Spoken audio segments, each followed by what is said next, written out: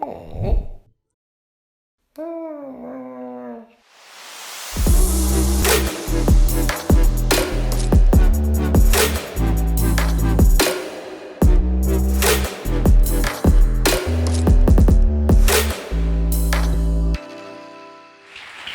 you for coming. My name is Nara Kasbergen, and my presentation is called Finding Your Voice. I am a senior full-stack web developer at NPR, which is National Public Radio in the United States. I'm based out of Washington, D.C. I've been there for about 4 years now, since last September, I've been part of a very small skunkworks team that's focused pretty much 100% on voice UI development. There's 5 of us, 2 developers, 1 designer, a product manager, and a scrum master. So I'm guessing if you're from Italy, you're probably not familiar with NPR. So the whole idea is in most European countries, you have public media that's mostly funded by the government, like you have RAI here. In the US, it's a little different. We're split up between television and radio. So for TV, we have PBS, and for radio, we have NPR. We're also not funded directly by the government, but that's a whole different story. But the important thing to know is we're the main public radio provider for the United States. And so we're very interested in voice UI development because the whole idea is people are not buying radios anymore. One of the things that they're buying instead are these devices, which are the Apple HomePod, the Google Home, and the Amazon Echo. In fact, in the United States, these devices have been selling faster than the iPhone did in its first year. I realize that they're not in Italy yet, but it's probably going to come in the next couple of years. And one of the main reasons why we're very focused on this is because studies have shown that one of the main use cases that people are using them for, at least right now, is to catch up on the news in the morning as they're getting ready for work. And so we wanted to make sure that we have a presence on all of these devices, so you can say, listen to NPR and get caught up on the news. You may have noticed that I am not referring to these devices using the word smart speakers, and that's very intentional. There are some people, including some of our executives, who like to use this term to refer to these devices. But my team has done a lot of research, and based on that, we are choosing not to refer to these devices as smart speakers for 2 reasons. One is that they're actually not very smart yet. But the other main reason is the word speakers, I think, kind of implies that these devices are supposed to be much more passive, that they sort of fade into the background. They're almost like furniture. They're just kind of there in your house. And the issue that we take with that is the companies that are manufacturing these devices are not thinking of themselves as building furniture. They think that they're building voice assistants. They want these devices to take a very active role in your life. They want them to help you do things that you're normally able to do with a lot more effort.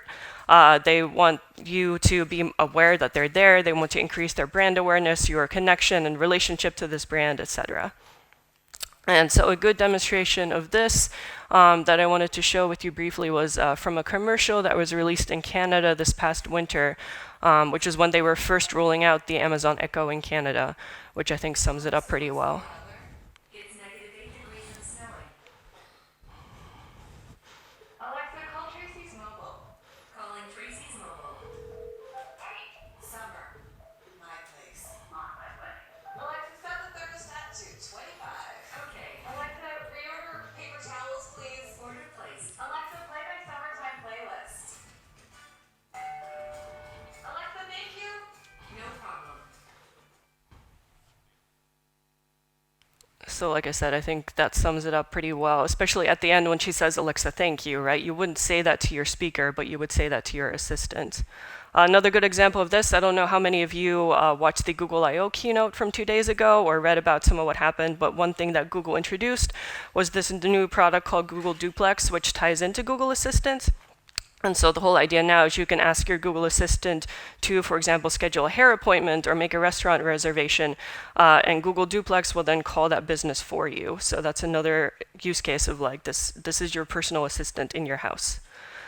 So like I said, I have been 100% focused on voice UI development since last September, and so when I was getting ready to do this presentation, I realized that I could easily talk about the subject for like 4 hours, and instead I have like 20 minutes. So I started asking my developer friends, what do you really want to know? What is still confusing to you about the space? What's on the top of your mind? What would you want to know if I had 20 minutes to explain things to you? And interestingly enough, the answers were kind of all over the map. Everyone had kind of different reactions.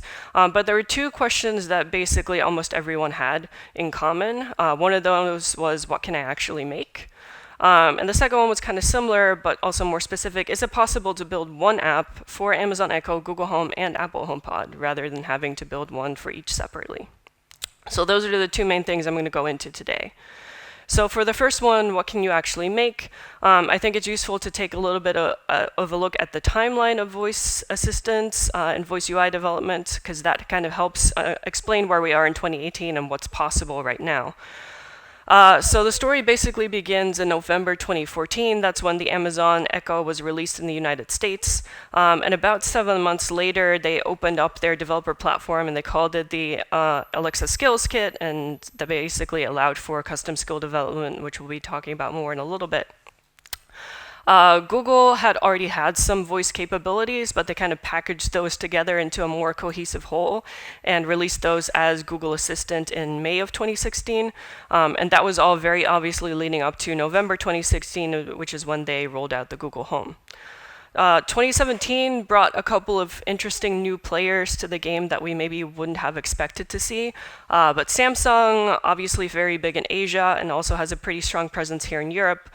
They came out with their voice assistant called Bixby in April and then came out with a voice-activated speaker device using Bixby in August.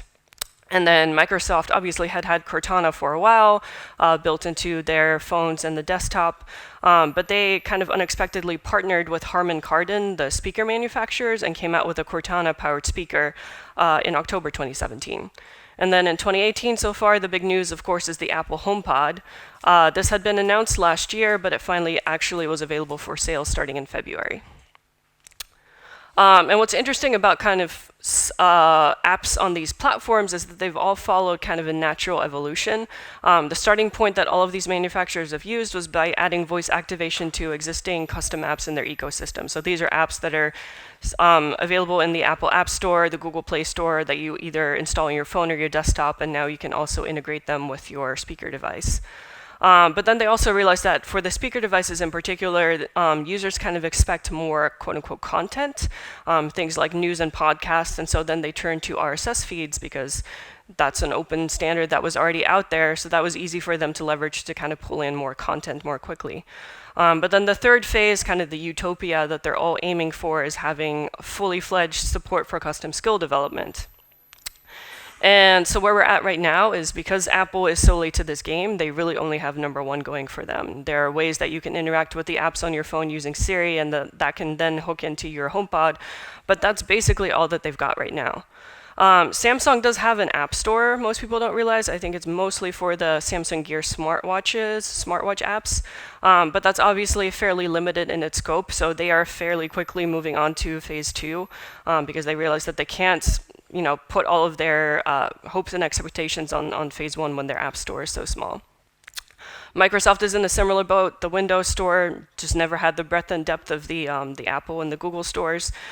So they have number 2 going for them, and they also actually have a custom skills kit. So they are very close to number 3. I would say they're not quite there yet because they've hinted that there are some major API changes that are still coming. And there's also a very confusing relationship with Alexa that no one really understands right now. So I wouldn't say that you should expect to do like professional production-ready Cortana skills development quite yet. So the only companies that I would say are squarely in like phase 3 right now are the Amazon Alexa and Google Assistant. Some other interesting conclusions based on all of this information. Amazon has a 2-year lead on everyone else, which in technology terms is like huge. And so that basically means that Amazon has had the opportunity to kind of decide how this is going to work for everyone. And so far, all of the other companies have kind of followed their lead. As we saw, only Amazon and Google really have fully developed developer ecosystems. There's essentially, to almost kind of look ahead to the next question, there's no way to do custom Apple HomePod development yet. It's just not there. As I mentioned, the second phase is often a big focus on adding access to news and podcasts via RSS. And this is where NPR has gotten very lucky because we already had news in RSS feeds and podcasts, which are RSS feeds. And so we've often been privileged enough to be launch partners for a lot of these devices when they release these voice assistants. You can usually access the news or podcast from NPR from day one that these devices are out available.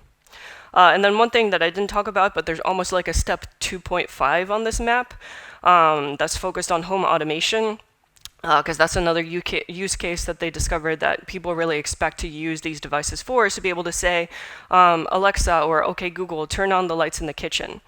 And the way that they do that is by using kind of an IFTTT type of integration where it's just listening for that specific phrase, turn on the lights in my kitchen, almost no variations. And that is just a trigger for like a signal that gets sent to your smart light bulb that then turns on the kitchen lights. So that's easier to roll out than like a completely open-ended developer platform. So moving on to the next question, which I think is like kind of the interesting stuff and the part that everyone really wants to know about, which is, can we build one skill to rule them all? And the answer here is kind of yes, kind of no. Like we explained before, you can't build anything for Apple HomePod yet. Can't really do it for Samsung. Microsoft, I would say, is probably not worth it quite yet. But you can do quite a bit with Amazon Alexa and Google Assistant. And one interesting thing about these ecosystems is that so far they've been very heavily leveraging their existing cloud infrastructure. In particular, they're really pushing you to use AWS Lambda and Google Cloud Functions, their serverless technologies. But you don't have to go serverless. You could also build a traditional REST API that's accessed by their services. And to kind of explain what I mean by that, because I think most people don't realize this is how it really works. When you talk to your Amazon Echo in this case, but the same is also true for Google Home, what's really happening is that you say something to that device. The device does some very basic processing, sends that thing that you just said to the Alexa cloud service. The Alexa cloud service then takes that, does a whole bunch of natural language processing, machine learning, and turns that into a JSON request that gets sent to your code. This is like a standardized JSON format. And so your code, which here is shown as living in the cloud, although it doesn't have to, it could be on bare metal if you really wanted to, is basically responsible for taking that JSON blob, doing whatever your skill was meant to do, and then turning that into a response, which is also a standardized, predictable JSON format that the Amazon Alexa Cloud Service understands. And then the Alexa Cloud Service sends that back to the device, and then the device takes care of making sure that it responds to the user in whatever way was expected, like speech or playing audio or whatever. I kind of hinted at this earlier, but one interesting thing is when I say to people I'm doing this work, they're like, oh, you must be doing really interesting things with natural language processing and machine learning. And the answer is actually no, because all of that happens here. This is basically like a black box. It's like I said, it's the same for Google Assistant. You can tune what happens there a little bit, but you essentially have no control over it at all. And there's not really any incentive for doing any machine learning over here. So there's a great presentation on machine learning later today that I would recommend that you go to, but it is actually not useful for any of the work here. So going back to the whole serverless thing, I'm not going to go into this too much. I hope that you went to Luciano's talk yesterday because I think it's really useful. It's like the technology side that I'm not going to focus on too much today. If we just make the baseline assumption that we're going to go serverless because it's just so much easier for this, then Node.js is a clear winner because, as Luciano also mentioned, it's the only language right now that's supported on every single serverless platform, including Azure Functions. The only other one on Azure Functions is .NET, and I'm assuming that we don't want to develop in .NET. So Node.js is a clear winner. The other reason to use Node.js for voice UI development is because there's actual official SDKs produced by Amazon and Google, and those are actually not bad at all. They're pretty nice to work with because the really great thing that they do is they take a lot of the boilerplate out of parsing these big blobs of JSON that are the requests, and then also producing the big blobs of JSON that are the responses, allowing you to really only focus on the part in between. And the way that they do that, this is an example from the Alexa SDK, but the Google SDK is also pretty similar, is that they have these fluent functions called, for example, .speak, which is where you just have Alexa say hello. Reprompt is if you ask a question and then the user doesn't respond in a given amount of time, you can rephrase the question and ask it again. Both Alexa and Google Assistant have smartphone apps that are meant to be companions to the voice apps, and you can send card to those apps in cases where the user might need to read some more information. So the way that you can do that is just using a function called with symbol card, which takes in a title, a content, and there's also an optional third parameter that's an image that can go on the card. And then obviously for us, because we're a radio company, our big focus is audio. And so the way that we get to do that is using this function called add audio player play directive, which takes in a few parameters, but the most important one is just a URL to the audio file, usually an MP3. And then the SDK just takes care of turning that into something that Alexa knows how to play the audio for. So this is really nice. The other thing that's really nice is there's this common language called SSML, which is Speech Synthesis Markup Language. That's actually a W3C standard that all of these companies have pledged to all support. And so one example of a use case where you might want to use SSML is we're essentially a network of radio stations around the United States. Each of those radio stations has a unique four-letter call letters. So an example is the one in DC is called WAMU. And they're always meant to be read out that way, like an acronym, essentially, all four characters separately. And so at one point we were developing something where Alexa was meant to read out these call letters, and we realized that even though it was passed in as all caps, and so that in English that usually implies it's an acronym, Alexa was saying WFUE as WFUV. And so the way that you can force Alexa to always treat something like this as an acronym is using this markup that's say as, interpret as characters, and then she will say WFUV. Other examples here, you can insert pauses in between the speech. So this is a 3-second pause. You can either slow down or speed up the rate of the speech. And you can even change the pitch as well. And there's a few other examples. And the nice thing is, like, this is all really well documented. And like I said, every single device manufacturer supports this, which I think makes our lives a lot easier.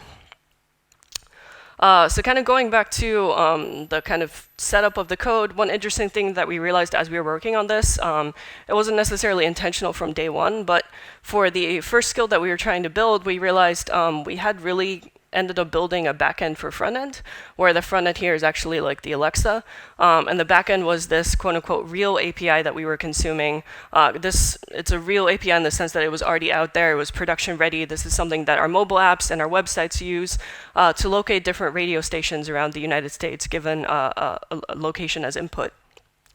And so really, that's where all of the business logic of our app was living. And so the code that we were writing for Alexa was really just taking in a request, figuring out from that request what API call it needed to make, and then taking that response from the API, figure out either is it a valid response or is it an error, and then producing some JSON response for the Alexa service for that. And the part that was really nice about doing it this way is when we started thinking about, okay, how do we expand this to also work on Google Assistant without having to essentially rewrite the same business logic all over again, we realized that we could do this, which is essentially two of these BFFs, backends for front ends, one for Alexa and one for Google Assistant. But about 60% of the code is shared, and that's the code that really goes out to this real API, which is where all of the business logic lives. And the code that's different is the code that takes in the requests, which are in different formats, and produces the responses, which are in different formats. But basically, everything else is the same. And because it's all the same, we decided to keep it all in one code base rather than having two separate code bases. And then we just produced different builds using gulp. And those builds we package into a zip file and upload to Lambda. And one of the ways that we were able to accomplish this was using kind of an old concept, which is totally not sexy and cool anymore, but it worked really well for this use case, which was just the model view controller pattern, where the controller is the shared code here that makes the call out to the API and then figures out is it an error or is it a valid response. The model was this class that we decided to call the generic response model, which has fields here for all of the common properties that both Alexa and Google Assistant support. So things like the audio URL for the audio that should be played, the output speech, which is what Alexa says, the reprompts, and then the information that goes on the card, if there is one, like the title, content, image. You can see, kind of guess from this that we're using TypeScript. And then, so that's the model. We talked about the controller. So the part that's missing is the view. So the view is really the part that is different for both Alexa and Google Assistant, which is code that takes in this model and then produces the individualized JSON formats for each of those. So I'm already running low on time, so I'm going to talk a little bit about some of the challenges that we faced. The first one that's interesting is we went into this space because we produce audio, but it turns out that a really big emphasis of the developer so far is on text-to-speech. In fact, Google didn't even add support for their native audio player until February 2018, which meant that like we started with Alexa back in September. We haven't done that much with Google Assistant because until they added support for their audio player, there wasn't much useful that we could do with that. Another interesting thing is users have a lot of privacy concerns, and these device manufacturers are actually respecting that pretty well. And so one big restriction that we ran into is that we have no access to the user's location.